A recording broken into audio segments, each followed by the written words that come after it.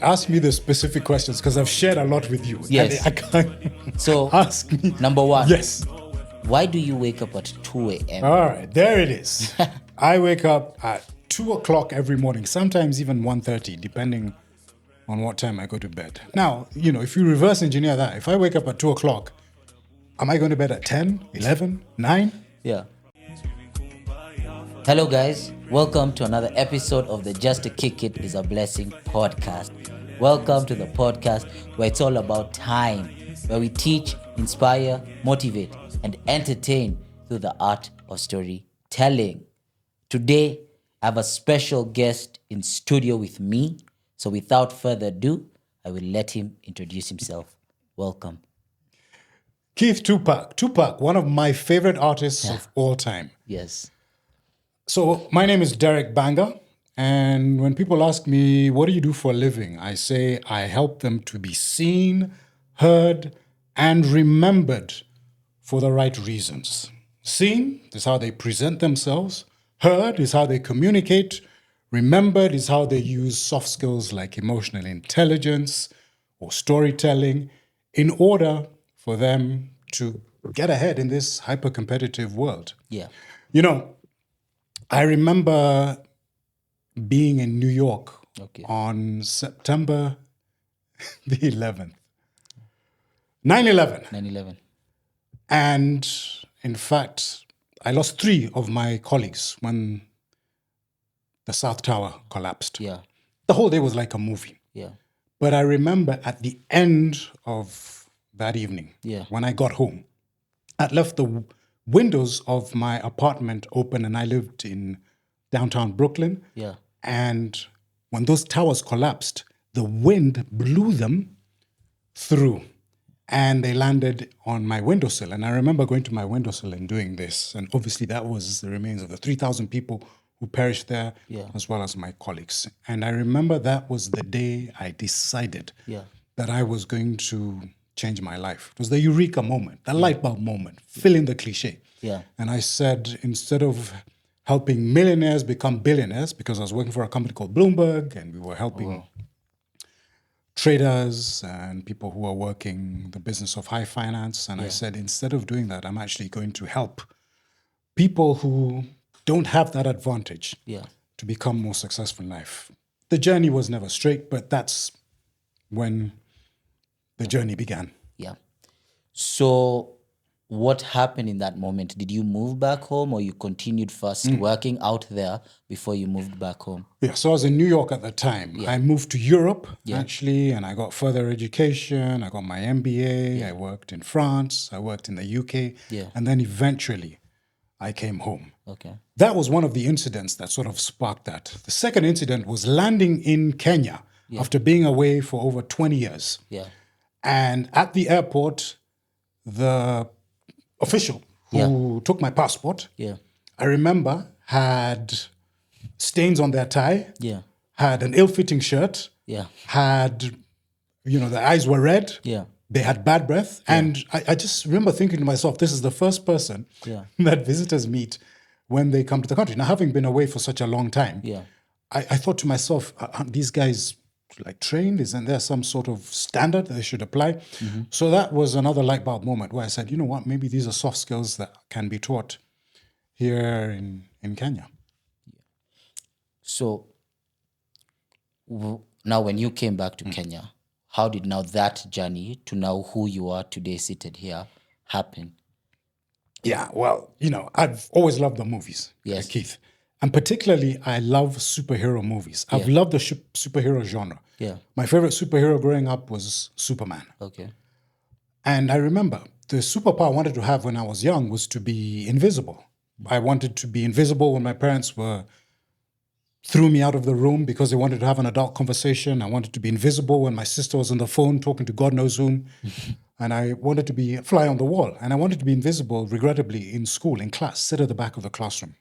But fast forward, the question was, what happened here in Kenya? Yeah. I realized that being invisible, particularly in this environment, is not going to get you ahead. And I decided not only was I going to make myself more visible in terms of how I would brand myself, my own personal branding, but I would actually help other people to be able to create a name for themselves. Yeah.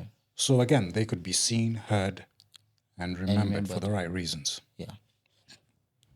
So you came back to Kenya and you started a business that does that, or what did you do when you first came back? Yes. Well, essentially, I started the business. Now, I started it with my business partner here in Kenya, but there was also a lady from the UK who came and gave us instructions, showed us how you could set up this business. She was doing it in the UK. Her name is Dana Mather. She's one of my mentors. Another one of my mentors was also doing coaching and training. His name is David Mogere. So I had those sort of two people to sort of help me and guide me in terms of setting up a small business. Remember, I had always worked for somebody. I never saw myself as an entrepreneur. I never saw myself running my own business. I never saw myself, forging for myself, forging a path for myself, certainly in the area of coaching or training. I always worked for somebody else or worked for an organization. So with the guidance of those mentors, they helped me to set up the business, and it's been a good run, I think.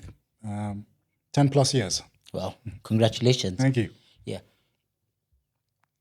You mentioned something of camera. You said, Tupac, I live a very interesting life. Some people are shocked about my life. So even before we dive deep into today's podcast, what's that interesting life you're telling me about? Ask me the specific questions because I've shared a lot with you. Yes. I can't. So ask me. Number one. Yes. Why do you wake up at 2 a.m.? All right, there it is. I wake up at 2 o'clock every morning, sometimes even 1:30, depending on what time I go to bed. Now, if you reverse engineer that, if I wake up at 2 o'clock, am I going to bed at 10, 11, 9? Yeah. I am in bed, Tupac, at 7 o'clock every day. And like I intimated, sometimes even earlier. So it could be 6:30. Wow. I've literally gone to bed when the sun is not even, the sun has not even set. So the question is, why? Mm-hmm. So along this discovery, my journey in life, discovering who I am, what makes me tick, I dabbled in a practice called Ayurveda, which is an ancient Indian holistic practice where you discover your dosha or your body type, and this leads you to doing certain things, whether it's exercise, it's diet, and including sleep, in terms of helping you either encourage certain positive things in your dosha or minimize the ones that are taking away from you being more productive. Yeah. And I discovered my sleep cycle was actually slightly earlier than the normal person. Now you say maybe that would be 8 or 9 o'clock. But then I started also, trying to sleep earlier and earlier. Yeah. And you know what it's like. Sometimes you sit at home after maybe a hard day's work. It's 7 o'clock. You put on a series and you blink and it's midnight. I also wanted to get away from that because I said to myself, this is not the productive life that I want to live. Yeah. And so I started experimenting with that, going to bed a little bit earlier, 9 o'clock, 8 o'clock.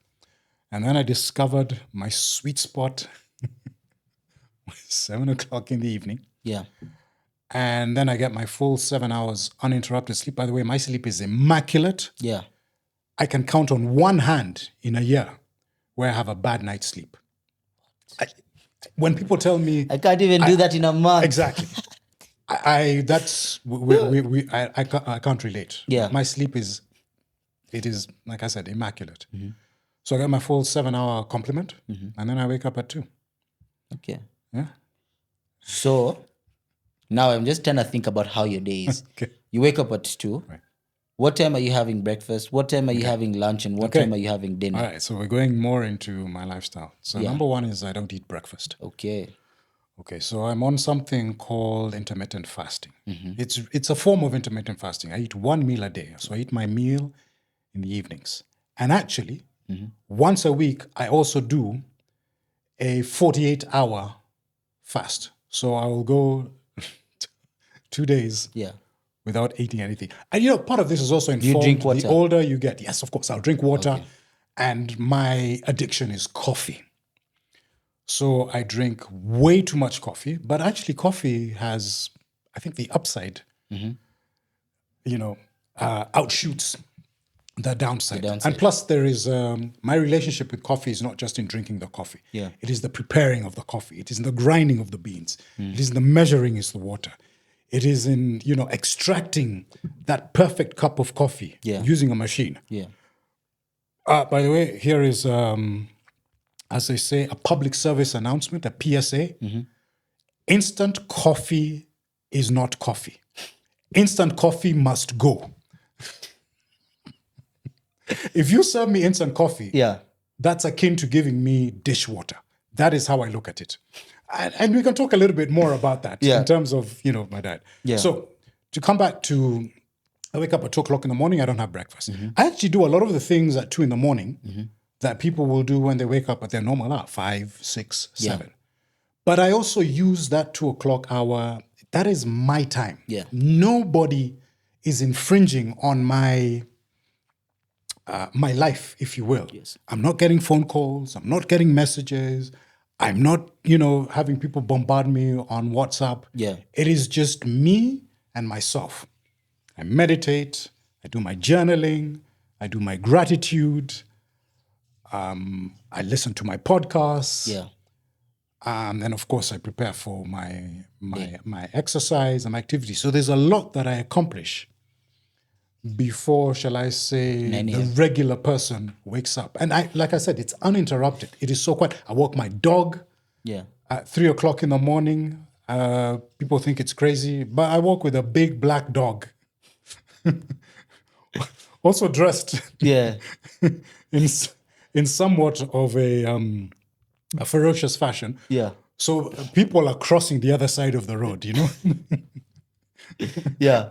Our living boy on a Rudy, they're crossing the other side of the road. So I don't get anyone to disturb me. So there's a lot that I do. And again, a lot of this has come about through you try something, it doesn't work out, and then you do something else. And so now you kind of find what is this morning routine that's going to help you be the most productive person. Yeah. I'm a morning person.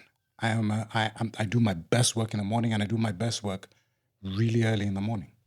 No, I've actually also heard that from a lot of people, like, these podcasters or whatever abroad. They say the same thing. They say the best time to wake up is between 3 a.m. because by the time the rest of the world is waking up, you've had already 4 hours of interrupted work. Yeah, uninterrupted. Yeah, uninterrupted work. Yes, and you're able to achieve a lot more than someone who's worked from 9 a.m. to 9 p.m. Yeah, in fact, I work on some of my proposals. I look at my work, and like you said, it's uninterrupted. It is so peaceful. The internet, I think, even runs better at 2 o'clock in the morning. Now, Tupac. Yeah, I'm not saying this is for everyone. Yes, I discovered this work. This is what worked for me. Yeah. There are many famous people, well-known people who wake up early. Mark Wahlberg, the actor, is famous for waking up at 3 o'clock and doing his exercise. I want to ask you, sorry to interrupt you, but I want to ask you, you said you did some, what did you call it? You called it what? Ayo?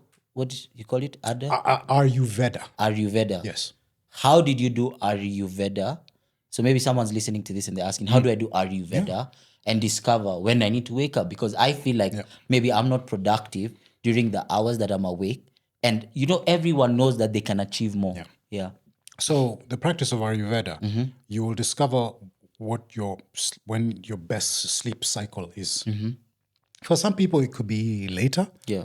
For me, it happened to be earlier. Yeah. And then I'll say maybe I took it to the extreme. But one of the things about Ayurveda is that it opened my mind in terms of my body and what works best for me. And burning the midnight oil, I'm not at my best. I did that for many years. Yeah. And, I'd wake up without the energy, without the focus, without the mental clarity. And now I have the opposite. I have tremendous amounts of energy. My mental clarity is at its optimum. Yes. And my focus is unmatched. How is that Ayurveda test taken? That's my question. It's not a test. Well, you simply go online. Now, I took it with somebody they call them a practitioner. Okay. Somebody who's an expert. Yes. And so you can take it online. Yeah. You can take it, in person. And like I said, it's about discovering your body type, your dosha, Pitta, Vata. And as you discover your body type, what works for you, what foods work for you, what sleep cycle works for you, then you begin to put into practice those things that are going to help you become literally the best or the better version of yourself. Yeah. Okay. You've gotten to know that. At what age did you get to know that? Oh, this is something that I took, I'd say maybe 6 or 7 years ago. Okay. So it is a relatively recent practice. That you've introduced. Just slightly before, I think, the pandemic, post-pandemic. Okay. Yeah. So now that you've known this other than this, if you sat down with 21-old you, what's one truth you wish he knew at that age? Oh, man. If, they obviously say hindsight is 20/20. Yeah. What would I tell 21-year-old Derek? Well, number one, I would say follow your own rhythm. Life literally comes in seasons. I have someone that I speak to on a regular basis, and they talk about seasons in life. Life comes in seasons, and those seasons have no rhyme or rhythm. You might find yourself being high-flying success at a relatively young age. Yeah. I'd like to think that maybe that was my life. I was working high finance, working for Bloomberg, doing really well, living in New York, working with the masters of the universe, these people who control global fortunes in terms of high finance, rubbing shoulders with very powerful people at a young age. Yeah. And then you flip a switch and things perhaps don't go in that same trajectory. Yeah. And that led me to have a season of reflection where you take literally 2 steps back. Maybe it's in terms of your career, or in terms of maybe how much money you're making, or what the quote unquote markers of success are. So part of that is, and not comparing yourself, I should add this, not comparing yourself to everyone else or to your peers. Okay? You have to figure out for yourself. This is what I would have told myself at 21. Figure out for yourself what your path for success is going to be. And don't let anybody try and influence that in terms of the outside world. Yeah. All right. If I was 21 again, I would certainly be more future focused. And future focused, not necessarily in terms of, like I said, those trappings of success or what the traditional markers of success are, particularly in this environment or this society that we live in. Yeah. But future forward to say, how do I want to live my life? What does success mean for you? What is meaning in your life? And how can you contribute to make this world a better place, not just for yourself, but for other people as well? Those are the kind of things that I would have looked at, I think, if I was younger. Okay. Good. To now still keep it on that question, because I like what you've said. So from 21 to now the Derek we see seated here today, how has your definition of success evolved over time? Yeah, it's an interesting question. Yeah. The definition of success has definitely changed, as I indicated earlier.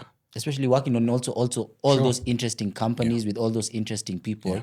I'd just like to know how that has shifted or changed along there. As you get older, I think your definition of success, for me, is now in seeing it in other people. It's seeing it in somebody that I mentor, who comes to you after 2 years and says, thank you very much for leading me down this path of my own success. It's in somebody who's in one of my sessions or classes or listens to one of my talks, and after 5 years comes to me and said, I still remember what you told me, just one specific thing from my talk.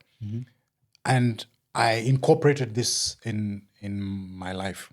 It is bumping into somebody in a supermarket who heard you on a podcast or saw an interview and said, I liked what you said there.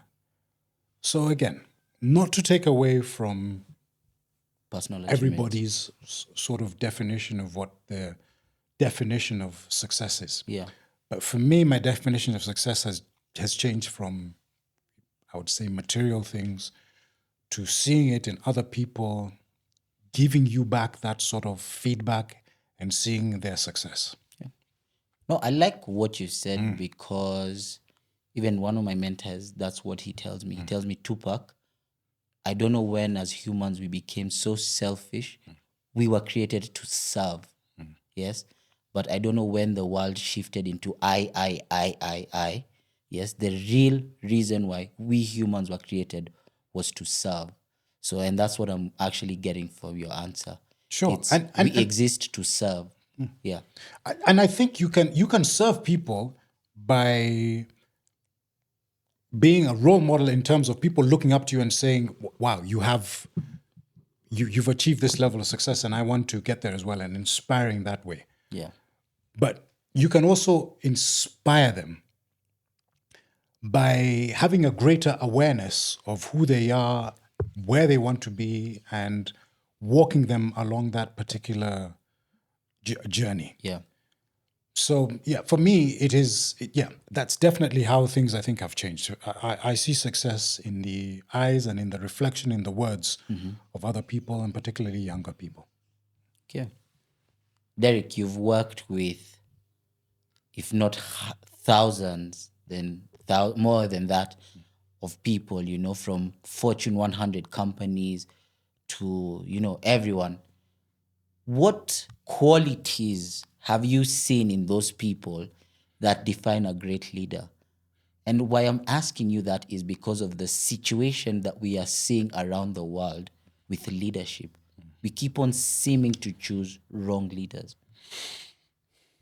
The qualities of a great leader that I have seen, having worked, as you said, with quite a fair bit of people. Yeah. I'm going to put their self-awareness as one of those markers of success in a great leader. Self-awareness. The ability to have that introspection to know, for example, how you feel at any given time of the day. Just to be aware of your own mood, your own feeling, indeed your own emotions. Yeah. Dare I say that? And being able to tap into that and then use that information, that data, to then create a better relationship with those around you, or lead those people better around you, or manage those people around you. Yeah. A great leader who knows that perhaps they are going to say something that might have repercussions is not guided by instinct. They're guided by the fact is, okay, maybe my temperature is rising, I need to step back, I need to create some sort of a gap, or I need to have somebody else speak. Yeah. But that is guided by just having that introspection and that greater awareness of oneself. I think for me, self-awareness is the key to great leadership. It's the door to emotional intelligence, and to me, an emotionally intelligent leader is a successful leader. So self-awareness. What are your other two? So let's say if today you were told, Derek, you've dealt with thousands and thousands and thousands of people. Give us 3 qualities for a great leader. All right. So I've mentioned self-awareness. I'm going to mention self-regulation. Okay.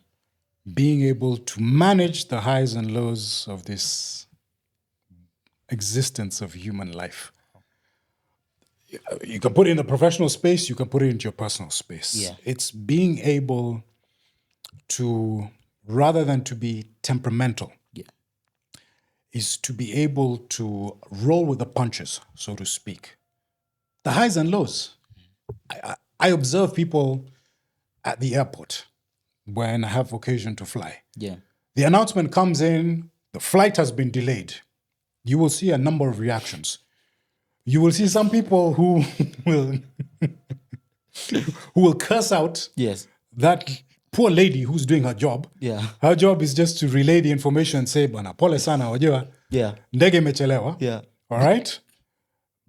But you'll also see somebody who will take it in their stride. They'll open their laptop. They'll order another cup of coffee and say, c'est la vie. Yeah. This is life. C'est la vie. how it is. Yeah. When you're flying certain airlines that will remain unnamed. Yeah, no, it's okay. It's okay. Okay. We already got the subtool. Exactly. Yeah, it's okay. So now, great leadership is about that. It's not being overreactive. It is about being able to manage those feelings. Your team is going to let you down, but your team is also going to rise to the occasion. So you don't ride those highs too high, and you certainly don't overreact when those lows are a little bit low. The business is going to go through challenging times. You're going to have successes. You're going to have wins. You're going to have victories. It is not what happens to you. It is how you react to the situation at hand. And to me, that is definitely a marker of a great leader. Yeah. And I think I'll say for the third one is what we talked about, is being able to inspire people. Leadership is about creating an environment where you're going to vacate this throne that you're sitting on and pass it on to the next person. And what sort of a job have you done to prepare that person to take over the mantle of your leadership? The moment you are promoted, you should be looking to then prepare somebody to take your place. Not because you're going to be kicked out or demoted, but because if you are preparing that person to take over this role that you have. That is what I have seen in great leaders. No, I'm quite amazed when you use those examples, because when I think about it and I'm looking at like a lot of great leaders, they seem to have those three qualities, you know, and especially the last one, like you said, inspiring someone that's capable of coming in and taking up your position and running whatever you run as good as you run it. You know, I'm just reflecting on the current, shall we say, political climate here in Africa. And this is an apropos conversation. Yeah. And I look at somebody like Nelson Mandela. And not Nelson Mandela, you know, the beloved figure around the world. But Nelson Mandela, in terms of his leadership qualities and credentials, came in, served one term, did everything in his power to prepare for the next person that he was going to take over. He was, quote unquote, a turnkey president. Yeah. He was just preparing that seat for the next level or mantle of leadership. Yeah. That sort of mindset, I think, to me, is something that we need more of, certainly in this continent of ours, and in the context of some of the things that we're seeing playing out in real time. As we have this conversation. Now. Yes. Yeah. Our continent doesn't seem to do well with selecting leaders. I don't know what seems to be our issue. But other than that, let's look on the bright side. Other than Nelson Mandela, based on those qualities that you've stated, who are three other leaders that you've seen that are exemplary? You know, I remember being asked this question a number of years ago, and I had emphatically put Elon Musk at the top of my list. Yes. Regrettably, he has been demoted for all sorts of reasons, both obvious and maybe not so obvious. Yeah. So I have a Nelson Mandela, I think, in terms of that sort of the leadership that won, particularly in a sort of political environment. Mm-hmm. I will say that in terms of, say, business, I'm going to put a visionary like Steve Jobs in terms of leadership. And listen, for me, Steve Jobs is somebody who created a organization, a company that has changed the way we live our lives. No, that's true. The iPhones that we all carry to the Macs that we have become ubiquitous. And I put him there because of that creativity. To be able to have that sort of forward-thinking mindset, to realize that we can have every cataloged song in the world fit into our pocket. Just think about that type of thinking. No, you know why 2 that's years ago. why that's so interesting to me is because we do own a studio. It's called Studio Canvey, and we have record labels. Yeah, so I can't be every time I'm there and I see my friend Jesse playing the records. I'm like, do you imagine how it must have been so hard for a DJ back in the day to carry a suitcase of things? Yes. Now you only put a flash disk and you have everything. Every single recorded song in human history is right here. Yeah. Who would have imagined that? Yeah. 30 or 40 years ago. Yeah. So just in terms of that creativity, that kind of visionary type of thinking, and again, if we relate it maybe to what things are going on, who has that visionary type of thinking and leadership today in our environment? Yeah.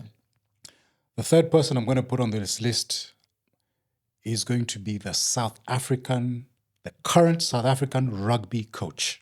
Another South African. Yeah. Rassie Erasmus. So I'm a huge rugby fan, international rugby. Yeah.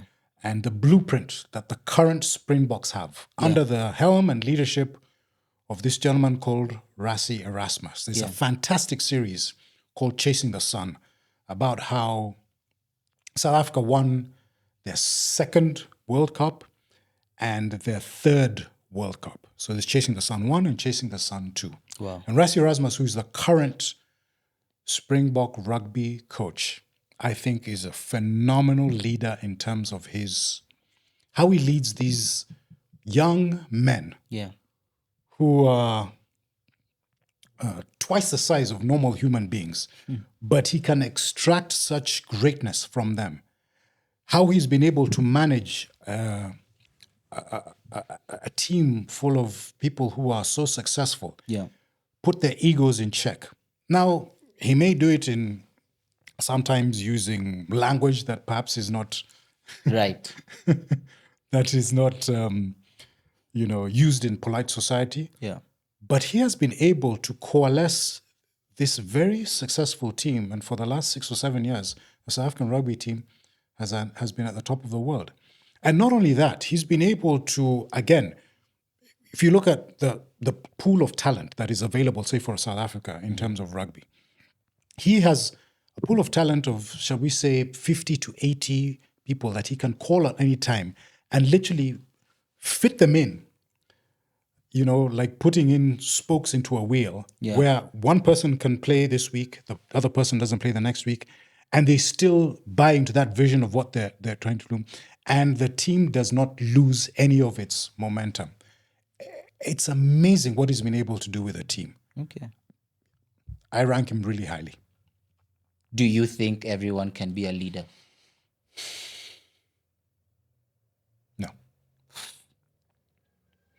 I think we all have leadership qualities. Yes. But if I look at those 3 examples that I have used,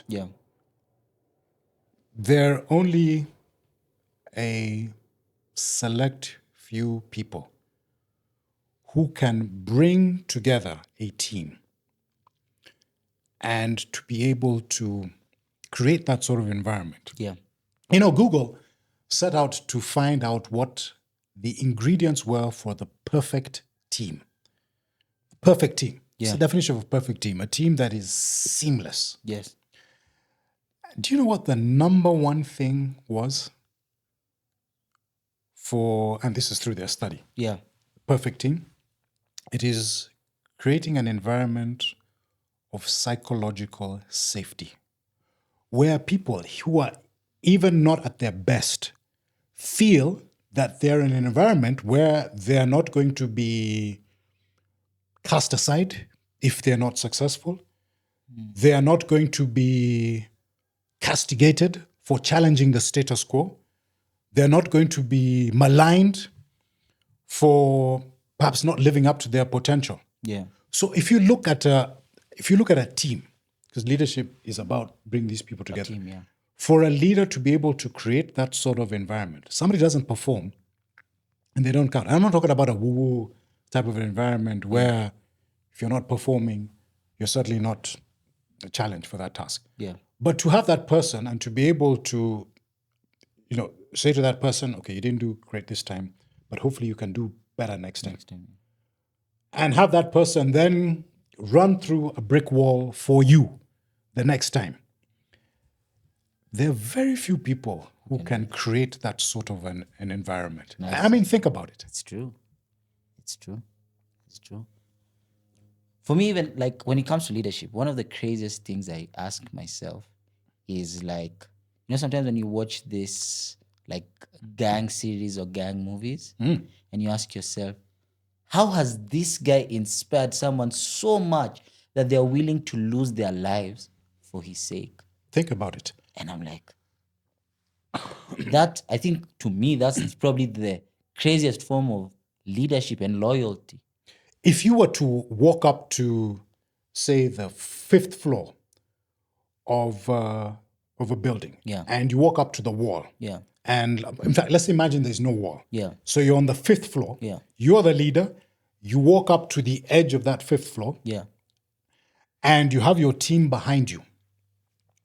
And you say to your team, jump. And by the way, your team cannot see. So let's imagine this scenario here. They're blindfolded, but they can't see. All they know is that they're on the 5th floor. There is no wall. And there's simply what separates you from the edge of that building and whatever else is out there. Is it an abyss? Is there something there right there on the 5th floor that's going to catch you? Would you follow somebody without asking any questions, without removing your blindfold?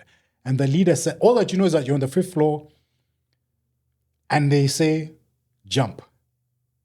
Which leader today can inspire that? Now, and I'm asking that as a rhetorical question. No, it's a good question. It's a good question. Where they will follow you because they know this person is not going to bring us to our demise. We follow him implicitly. And even if we do, maybe we're dying for a greater cause. I think maybe I only know like 2 or 3 people who I could do that risk. The rest is so crazy. But when we look at also all these leaders, there's something that what you do, they also really excel at. And that's personal branding. So why is a personal brand, first of all, what is a personal brand and why is a personal brand so important?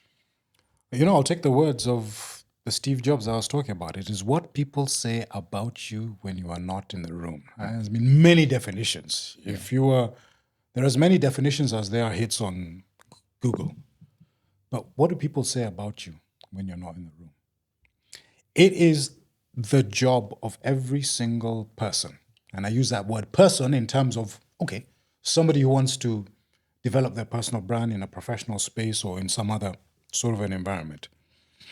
The job of you is to be the head marketer, to be the CEO, and to be the chief technology officer of the brand called you. You are in the business of presenting your brand at its best form to your target market. It also involves you protecting that brand. It involves you promoting that brand. And it involves you presenting that brand so that your target market will unequivocally buy you without questions. People buy you before they buy any service or product that you sell. And so how do you present yourself? Your brand is online and it's offline. So if we were to look at offline, it starts with some of the obvious things. I see you even before you open your mouth. So how do you look? And assuming that you are not blind, we see everything from gestures, body language, to literally the colors that you are wearing. And I'm taking this at its sort of most basic form. Yeah. We can also talk about what do you sound like when you open your mouth. Your voice, the tonality, your vocal range, things like that. And then obviously we look at how you then are able to communicate in terms of your thinking, approaching different situations that you are presented with. So at that sort of basic level, you're presenting your brand to the outside world. Fairly or unfairly, consciously or subconsciously. Because if you're not intentional and strategic, that 2 a.m. wake-up call that I have, Tupac, is for me to begin to prepare my brand for my target market. Yeah. Part of what I do. There's a strategy, there's an intentionality, and there is something in terms of my morning routine that helps me present that, hopefully, my authentic self to my target market. Okay. And then, of course, these days we live in a digital world where your brand is also online. So again, how are you presenting yourself in that scenario? Yeah. So someone's listening to this and they're asking, Derek, how do I discover what my personal brand is? I've lived 25 plus years of my life. I know about personal brand. I've had a few things here about personal brand, but how do I discover what's my personal brand and how do I start to build that towards the right direction? Okay. Well, I mean, I think for me, the most obvious place to start is, okay, so who do you want to be in front of a particular audience? Where are you going? What is it? Are you a budding entrepreneur? Are you still a university student? Yeah. Are you up and coming in the creative arts? Yeah. Where am I going? Look at the successful people in that particular industry. Yeah. Look at the successful people in that sort of environment. Look at the successful people and say to yourself, okay, what have they done? Nobody's reinventing the wheel. Okay. You can take what they've done and begin to apply it in your personal life. You know, having that sort of, I would even call it discipline. Those non-negotiable conversations with yourself. Again, I'll harken back to, you know, some of the things that I do in my life, which, you know, some people might not necessarily be able to do. But I have that conversation with myself, and for me, it's a non-negotiable. Hitting the gym several times a week is a non-negotiable. Rain or shine. Waking up at that time, eating the way I do, and so on and so forth. All of the things that inform, hopefully, my personal brand. Excuse me, Tupac. Feedback. I love getting people to ask other people, so what do you think about this? How was my presentation? Give me positive feedback. Give me some areas that you think that I can improve on. And again, this is in the context of that job or environment that you're in terms of how you want to present your personal brand, because a personal brand doesn't grow in a vacuum. So those, I think, are some of the areas that I would start. And I think with the democratization of information and accessibility to different people, you won't have a problem being able to access somebody who lives on the other side of the world simply through sending them an email and things like that in terms of asking them those sorts of questions. Yeah. No, I like what you said. That's why I was repeating it in my head, I think. You said a brand does not grow in a vacuum. No. That's a good one. Wow, I've never had that. That's a good one. Because I've had a couple of people say sometimes, bro, I don't care what people think about me. Me, I'm me. But that is a fatal flaw in terms of that thinking. My dress, my choice. I don't care what people say about me. I'm just authentic. Leave me alone. This is how I live my life. Yeah. Dude, you're in an environment where you're interacting with other people. I mean, unless you're a hermit living 6 feet underground, you know, just coding. And even that, you have to come up for air at some point. You are absolutely going to have to interact with some people. And personal branding is about this growth as a human being. And of course, as you know, as human beings, we grow linearly. Yeah. You cannot be the same person you were even 2 days ago. there has to be some sort of growth. So how are you going to grow if you are not working on some of these aspects of your personal brand? Yeah. So I want you to give advice to, because I talk to a lot of people, and sometimes it's just exactly young men complaining and saying, I don't care, this, that, or deciding not to even, dress a type of way or look a type of way, or say, I don't need to dress in a suit to go to the office, or I don't need to wear a shirt. What's your advice to them to tell them, like, look, it's time to get out or whatever? Okay. So, I mean, that question comes up a lot, as you can imagine, particularly when it comes to, do I need to dress up in a suit, or I need to dress like this, or the ladies, do I need to wear heels or, wear makeup? I always say, look at that environment that you're in, that office that you're in, that business that you're in, your customers, and say to yourself, what are you showing them? This personal branding is aspirational in terms of you engaging and interacting with other people. Tupac, when you engage with your audience, they should be looking up to you and saying, that is what success looks like. Yes. Or the journey of success looks like. So how do you present yourself in terms of that? Does it mean dressing better than my target market? And I'm not saying dressing is a marker, but those are the questions. Does it mean speaking better, behaving better, having better time management, better etiquette, all of these things, appropriate body language, being a bit more strategic with my digital footprint in terms of what I post, and things like that? Because people should look up to you and say, aha, so this is what I need to do in order for me to achieve that modicum of success. And if you reframe that story in your head and reframe that sort of thinking, then you'll sort of start making, I think, as I alluded to earlier, more strategic and certainly better choices in terms of your personal brand. This is not about wearing a suit and a tie. This is about, what am I showing the people who are my customer base, my target market, the people that I interact with? Heck, you can even show this to your boss. I'll just add to that because I mentioned the word boss and just popped in my ear. So, like promotions at work. You're working for a company, you're young, you started out, you're at the bottom rung, shall we say, of this career ladder. You can start sending out markers from day one to the people who are the decision makers in terms of your career. Just by how you present your personal brand. Do you know that? I mean, think about it. That day one, when you're hired, you can show up half an hour earlier, or you can show up half an hour late. And I'm just using that as an example. Which do you think on day one is making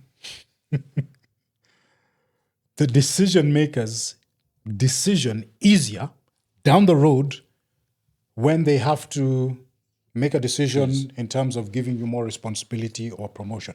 Just simply based on one thing that you do on day one. And that's just day one. And then repeat, rinse and repeat. Day two, you do it. Day three, you do it. No, I like what you're saying, because the weird thing is, I normally have this conversation with some of my friends, and I usually tell them, I tell some of my female friends, and I tell them, look here, by how you first present to yourself to a guy, he knows whether he wants to be with you in a relationship or just wants to hit and run. It's how you actually present yourself. So now that's almost what I'm getting from you. So sometimes you think getting there at 8 because work starts at 8 is a good thing. But it's the guy who's there at 7:30 that's most likely to get the promotion, if it's a promotion we're talking about. Make the buying decision for your target market easier. Make it so it's a no-brainer in terms of the buying decision. So whether that is managing your time, how you present yourself, how you speak, how you manage your emotions, how you deal with difficult situations. And that buying decision, like you said, is made in the first few seconds. People have already decided they want to do business with you. Now, you can either, confirmation bias will kick in, all right? Or you can send a mixed message. This is not what I was expecting. Yeah. Make it easy. Okay. Make it so easy for people to say, I want to do business with you. I want to buy into your plan. Yeah. I want to invest in whatever you have going on. As we've had this conversation, one of the things that I've picked up is you've really talked a lot about soft skills. When did you realize that soft skills were so important? Okay. So I think early on in my career, as I told you, I was working in high finance. And even when I moved to places like Europe, Yeah. soft skills were not the key factor in terms of how I certainly led my personal career. But if you look at a three-pronged stool, Yeah. three-legged stool, Yes. you have your academic qualifications, right? Yes. I think everybody should strive to have some. certainly do the best that they can in terms of what is appropriate Yeah. for, whatever career that they're looking for. Then you have your technical qualifications. Those technical qualifications that allow you to be able to do that job better. Yes. Get yourself up to speed on that. Yeah. But the third leg of this stool Yeah. are the soft skills. Excuse me. The World Economic Forum Yeah. puts out a list of skills that you need to succeed in this brave new world. They've been doing this for a number of years. So every year they have a list of skills. Yes. And they usually project even these skills out. They project them out even a few years. Yeah. You'll always notice in that top 10 are dominated not by technical competencies, Yeah. but by these so-called soft skills: empathy, creative thinking, storytelling, Yeah. self-awareness, Yes. empathy, resilience. Yeah. That is the marker for success in today's world. And if you begin to observe people who are successful across a broad spectrum of careers, you will notice that they have certain things in common. And those things in common are these Soft skills. soft skills that I'm talking about. In fact, calling them soft skills is a misnomer. These are power skills, Tupac. These are not a nice to have today. This is a must have. to have today. And with the advent of AI, Yeah. listen, talk to me in 10 years and let's see who has survived Yeah. this change. When you think about it, do you think soft skills can be learned, or you're built, or you're born with them to a certain extent? So some of these are activated. Okay. We all have some resilience in us. Yes. We have some empathy. It's just about activating them, creating a routine or a practice Yeah. that allows them to kick into place. But there's a formula that I use called the CASH formula. Cash. CASH. K is the knowledge. Yes. Begin to acquire that knowledge. Yes. Whether it is watching YouTube videos, Yeah. listening to certain podcasts, and we're talking about these soft skills, Yeah. reading about them, Yeah. just beginning to absorb them and equip yourself with these things. Number 2 is attitude in this CASH formula. So it's CASH with a K. Yeah. A is attitude. Yes. And that attitude is just reframing the story that you feel about certain things. Okay. Reframe the attitude that you have towards, we talked about dressing, for example, where some people will say, I don't care how I dress. Yeah. Well, if I change that attitude and said, okay, maybe dressing appropriately for certain environments is what is going to help me succeed. Oh, I don't care about how I react. I will just do me. What kind of human being are you? Yeah. Who just does you, Yeah. right? You're not living by yourself and everybody else is dead. So just reframing that story and changing your attitude towards certain things that perhaps you don't see. And again, if this is going out to young people, Yeah. you might have a certain way of thinking. I had a robust conversation recently with someone from your generation, and we were having an exchange of ideas in terms of how your generation versus how my generation. So some advice I'd give is just as a young person, just rethink some of these things that you say are how I should be. Our older generation. Yeah, doing things. There are things that even I should rethink about how I do certain things, or my mentality, or how I think about some things that I can learn from your generation or from you young people. Yeah. So that's number 2. Yeah. Number S, those skills, those soft skills or power skills come through practice.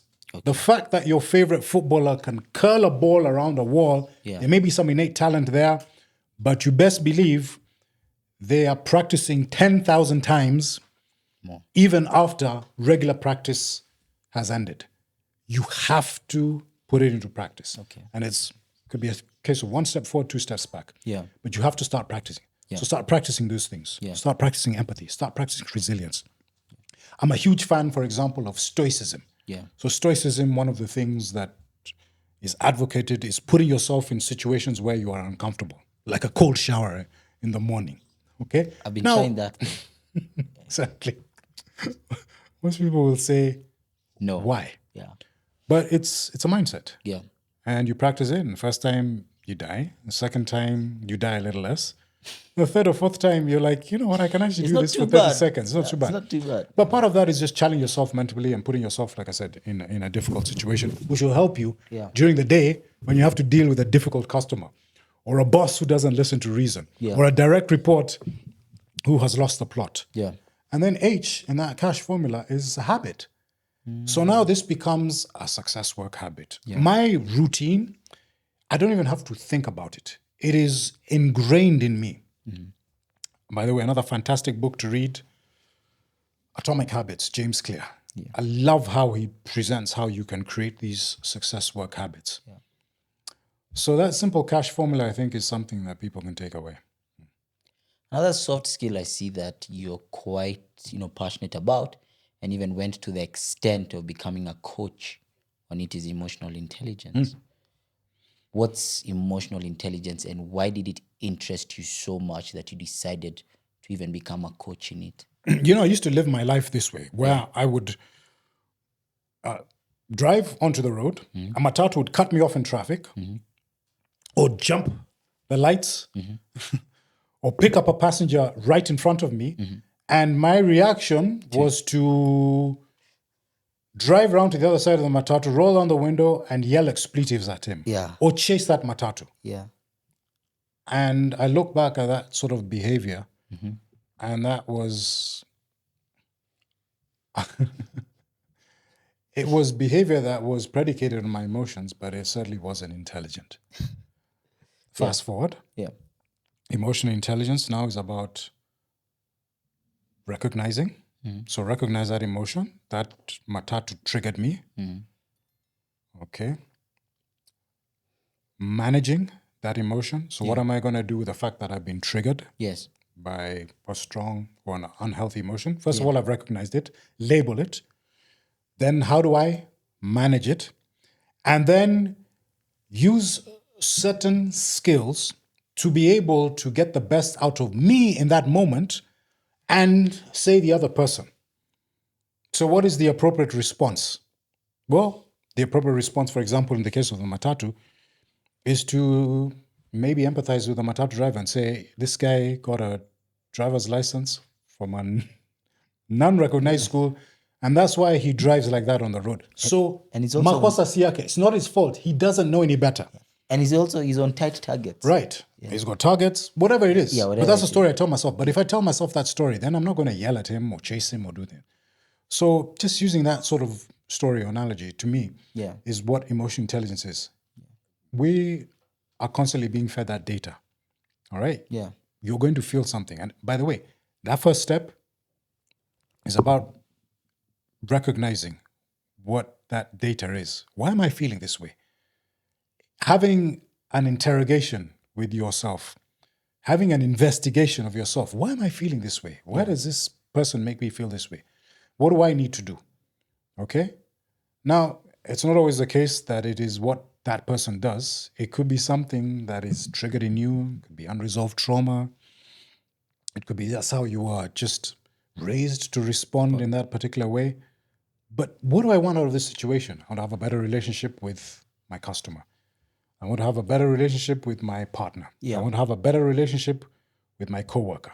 So what do I need to do? Recognizing I have to play a part in terms of recognizing that particular strong emotion of being triggered. And the part I have to play is manage my anger, channel it through a different source, walk out of the room, dunk my head in cold water, whatever it is that I need to do. To move away from it. Now, imagine if all young people were taught that as a foundational skill in school, from primary school. Yeah. You are taught how to deal with strong emotions, Yes. negative emotions, Yes. tough situations. What would that do Today. to all of us today? For sure, I know it would save a lot more lives. That's the one thing I know. Yeah. It would save a lot more lives. Because it's things like what you've mentioned earlier on, that self-regulation, that's really taking away a lot more lives.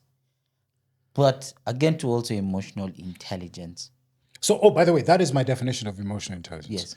How you show up, and showing up is how you respond in those situations. Yeah. So how you show up has a direct correlation to how people feel. Okay? So how I show up to you in this case has a direct correlation to how you feel. Yes. And so it is my responsibility to show up in a way that makes you feel positive. Yes. Feel positive about the situation, feel positive about yourself. So that's my definition of emotional intelligence. In addition to perceiving, managing, and being able to emphasize and react. Yes, perceive and manage those emotions that we go through. Yeah. Okay. So in regards to emotions, because you also there's an emotional coach. Why do you think a lot of us young men are struggling with vulnerability? I think part of it is how we are raised in this society. And are you talking about men in general, or young men in general, or young men in this part of the world? I think a lot of it is how young men are raised. Yeah. So they're not taught to be open with their emotions. They're not taught how to manage them, how to perceive them. Certainly what I was talking about before. Also, we need to be able to create that environment. Remember, I was referring to psychological safety, where it is okay to be open and honest about how I feel without fear of judgment, without fear of that repercussion that I was talking about earlier. Yeah. Where I can say something that potentially has the ability to make me look like other, different. But if I'm able to do that all the time and realize that I'm able to do this with whether it's one person or in this family or at this workplace, then it's easier for me to be able to share those emotions. But if I feel like I can't speak, that I'm repressed, then the chances are that I'm not going to be open and honest. Okay. And to me, that's the opposite of being authentic. Because how do I truly feel? And if I keep those feelings bottled up inside me? So I think that's part of the problem, I think, where a lot of young men particularly struggle with that sort of vulnerability. Yeah. It's a two-way street. Right? It's a two-way street, meaning young men should be able to open up, but on the receiving end, the person who is listening, hearing, that person opening up should be able to also give the appropriate feedback or response in kind. Sometimes the best response is even not to say anything. Just create that environment where somebody can share what they have going on. Okay. Yeah, I know it's been an interesting conversation. I know there's so many things that I'd prepared to ask you that I still haven't gotten the chance to ask you. But as we quickly get into the kick it section, I'd just like to let you know. So finish this sentence. A real man is? A real man is protective, is presentable, and is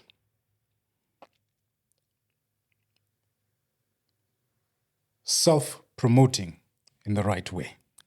You've mentioned all P's. Yes, there's a rhythm to that. It's called the power of three. Okay. Yes.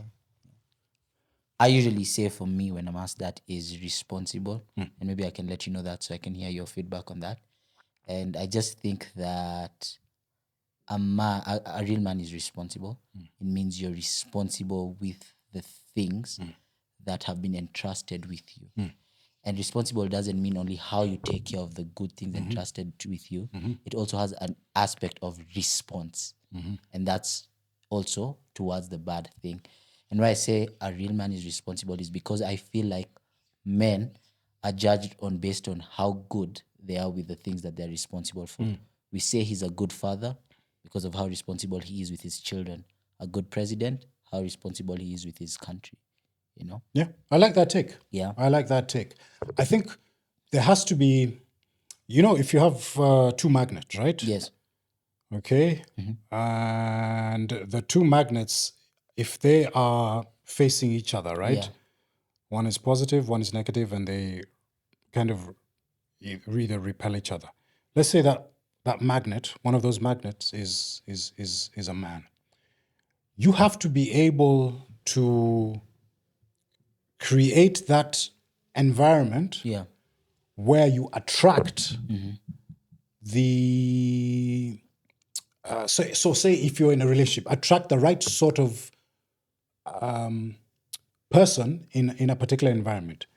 If you're a man who is in a relationship, in order to be able to attract that right sort of partner, there are certain things that you need to do with your masculinity, for example, to be able to attract that femininity. So we're talking about that magnet, right? So this pole attracts that pole. Yeah. Okay? Yeah. If you're a man and you are a leader in an organization, or a leader in your church, or a leader in your team, you have to be able to do the sort of things that are going to attract that right sort of following. It includes things like being responsible. It includes things like leading your team. Being taking ownership of that particular team. It is about being accountable in that particular environment. It is about being honest and having all of those qualities that are going to attract that sort of success in your team. Yeah. So to me, I think that to me is part of that definition of a real man. A real man is that magnet that is able to attract those things in a team, in a partner, that are going to bring them closer to you rather than repel them. Okay. A book or podcast that's changed the way you look at life? Oh, I mentioned Atomic Habits by James Clear. Yeah. The Meaning of Life by Viktor Frankl. I mean, here's a man who went through the most dehumanizing experience, being in a concentration camp. Yeah.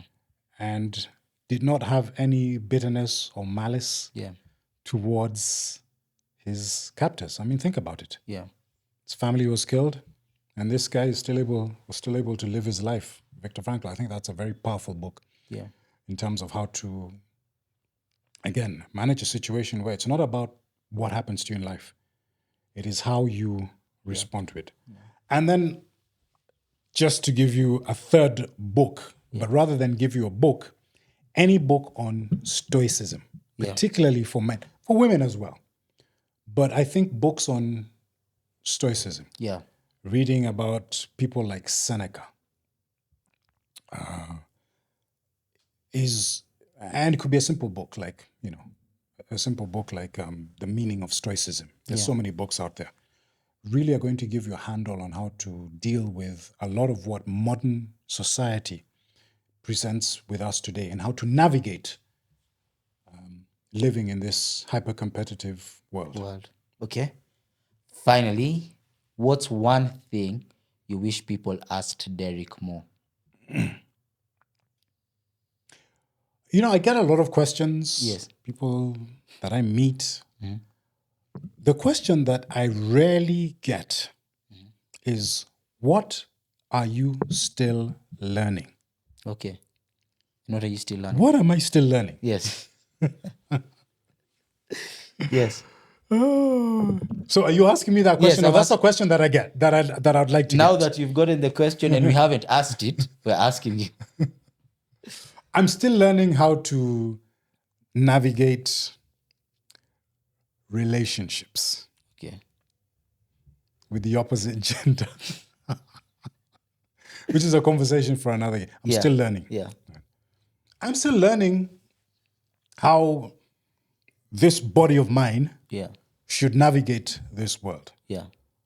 So there's so many things that I do, and a lot of practices and things that I do, from my fitness to the emotional intelligence and other things. Yeah. But every day I try to have the algorithm on my social media present me with new information so that I can go to bed and say, I did not know that. Yeah. Or, I was today years old when I learned this. Yeah. Yes. Okay. Any final parting shots? It is not over the top to say that your destiny in life hangs on your brand, your image, and how you communicate. Now, let me unpack that. It is not over the top. Yeah. It's not over the top. Over the top, like a Nigerian movie? Yeah. It's not over the top to say that your destiny in life, we're all marching to an inevitable end. Yes. One day we're going to shake off this mortal coil, in the words of Shakespeare, and 6 feet under. We're all marching towards that inevitable end. Yes. But that destiny can be shaped by how you act today. And that acting, to me, is your brand, your image, and how you communicate with the larger world, which covers, I think, all the areas that I talk about: seen, heard, and remembered for the right reasons. Okay. And you said about classes and things. How does someone find out about your classes or your session? Yes. So my preferred method of interacting with people, particularly who are interested maybe in taking classes with me or reaching out to me, is on LinkedIn. Yeah. That's my preferred. I'm on other social media handles, social media platforms, but I prefer LinkedIn, particularly if somebody wants to approach me about some of the things we've talked about today. So Derek Bbanga, I'm sure the spelling will be given in this podcast. Yes. You can just find me on LinkedIn. I'm happy to connect with you and take on all comers through there. People who have requests, people who would like some mentorship, and so on and so forth. Yeah. Yes. Guys, and the most interesting thing ever is Derek is going to be at this year's Just to Kick It with the Guys men's conference. So if you've been looking for Derek, want a chance to have a chat with him, there's no perfect time like this year's Just to Kick It with the Guys conference. Derek, thank you so much for coming on this podcast, and sharing so much knowledge. I know it was so abrupt, but I'm so grateful for that. We're talking about doing a couple more things in the near future, so which we will share with people when ready. But from the bottom of our hearts here, Just to Kick It is a blessing. We really, really appreciate that. We appreciate you and wish you all the best. This is a great conversation, Tupac. I cannot wait for the conference. Thank you. For those of you tuning in from home, thank you so much for tuning in to another episode of the Just to Kick It is a Blessing podcast. Remember that no matter where you are, no matter what you are going through, Just to Kick It is truly a blessing. Goodbye and see you next week. It's a brand new day. If a hater come, we are let him stay. If a demon come for the boom, I singing no weapon forming against me shall prosper.